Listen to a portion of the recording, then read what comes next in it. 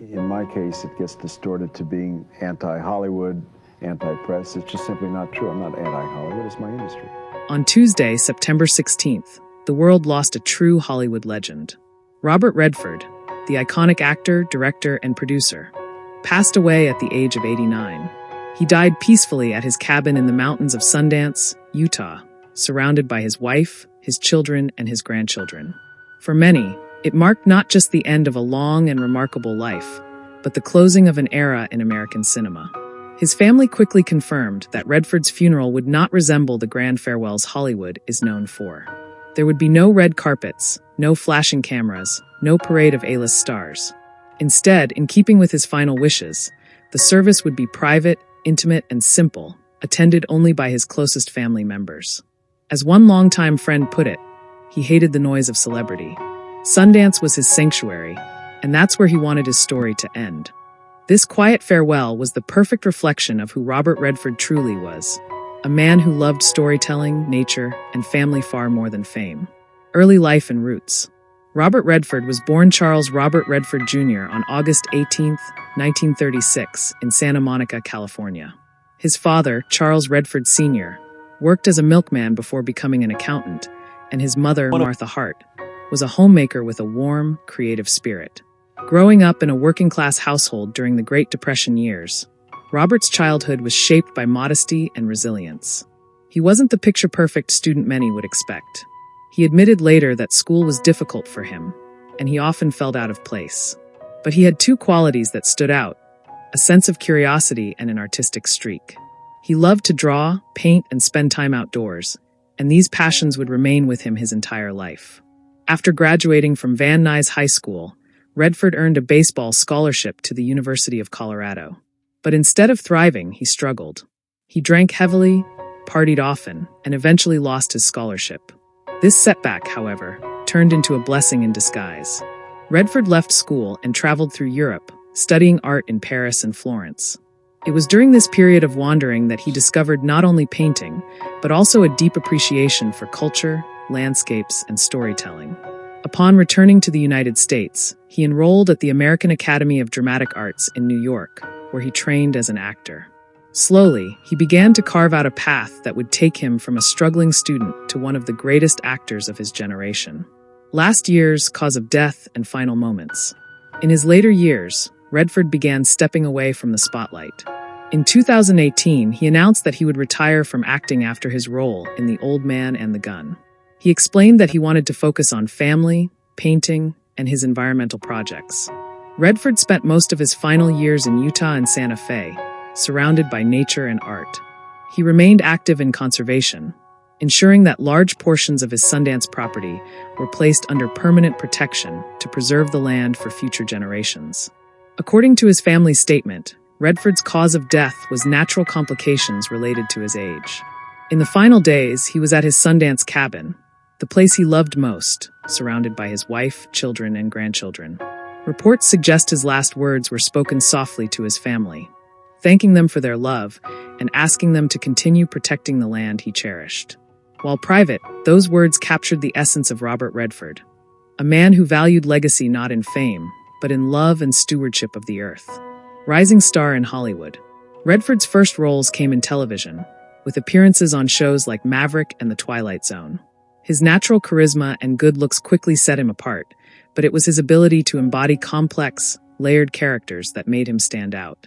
His big break arrived in 1963 when he starred on Broadway in Neil Simon's Barefoot in the Park.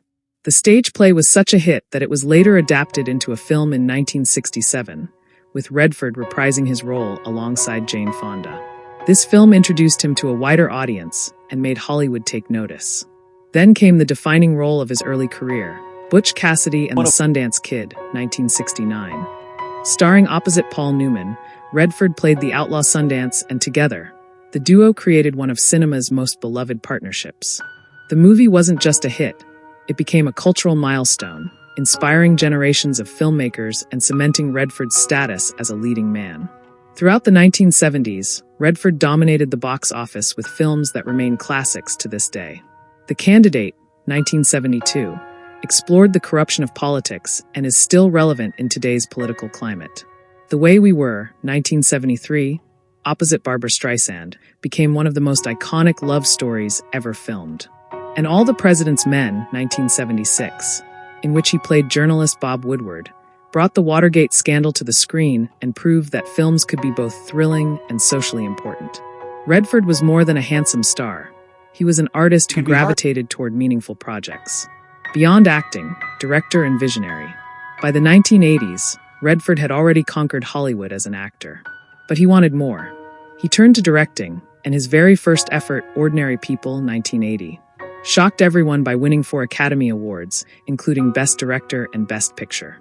It was an extraordinary achievement for a first-time director, and it showed that Redford's storytelling ability went far beyond what he could do in front of the camera. He went on to direct critically acclaimed films like A River Runs Through It, 1992, Quiz Show, 1994, and The Horse Whisperer, 1998. Each film reflected his keen eye for human drama and his deep love of nature and the American landscape. But perhaps his greatest contribution as a filmmaker was founding the Sundance Film Festival. What started in the early 1980s as a small festival in Utah grew into the most important platform for independent filmmakers in the world. Sundance launched the careers of countless directors, actors, and writers. It became a symbol of Redford's lifelong commitment to giving new voices a chance and ensuring that cinema remained a place for creativity, risk, and authenticity. Personal life, tragedies, and love. Behind the fame, Redford's personal life was marked by both love and tragedy. In 1958, he married his college sweetheart, Lola Van Wagenen, with just $300 to their name. The young couple faced hardship early on when their first child, Scott Redford, tragically died of sudden infant death syndrome at only 2.5 months old in 1959. Redford later admitted that the loss was devastating and that he and Lola blamed themselves, even though there was nothing they could have done. The couple went on to have 3 more children, Shauna, Jamie, and Amy. But tragedy struck again when their son James Redford died in 2020 at the age of 58 after a long battle with bile duct cancer. Redford was deeply shaken by this loss, and friends noted that he was never quite the same afterward. After more than 20 years of marriage, Robert and Lola divorced in the mid-1980s. For many years, Redford remained single, pouring himself into his work and his environmental causes. Then in 1996, love found him again when he met German artist and environmental activist Sibylle Sagers at his Sundance resort. The two married in 2009 and were together until his death. Despite personal losses, Redford found strength in his family and his work. Those who knew him best said that while fame was never his goal, he always valued authenticity and connection above everything else. Robert Redford's impact cannot be overstated. He was one of the last great movie stars of Hollywood's golden age, yet he also redefined what it meant to be an artist in the modern world. He balanced commercial success with personal integrity, choosing projects that mattered, and giving back to both the industry and the planet. Through films like Butch Cassidy and the Sundance Kid, The Sting, All the President's Men, and Out of Africa, he created timeless works of art. As a director, he brought to life moving, intimate stories that resonated with audiences everywhere. And through Sundance, he created a home for independent voices, ensuring that the next generation of filmmakers could shine. Even more than his work, Redford's life story is a testament to resilience. From losing his first child to losing his adult son decades later, from struggling in his youth to becoming one of the most respected figures in the world, he carried himself with grace. He believed in using fame for good, whether it was championing the environment or lifting up new artists. For fans, Robert Redford will forever be remembered as the golden boy of Hollywood, the Sundance Kid, and the man who gave independent cinema a global stage. But for his family, he was simply a husband, a father, and a grandfather who valued peace, authenticity, and love. Robert Redford's story is one of triumph, tragedy, and timeless artistry. His passing leaves a void in the world of film, but his legacy will continue to inspire for generations to come. What are your favorite Robert Redford memories? Was it his charming performance alongside Paul Newman, his moving direction in Ordinary People, or perhaps his vision in building the Sundance Festival? Let us know in the comments below.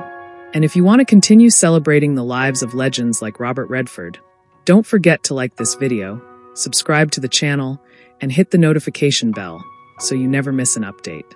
Robert Redford may be gone, but his spirit lives on, in the landscapes he cherished, the stories he told, and the generations of filmmakers and dreamers he inspired.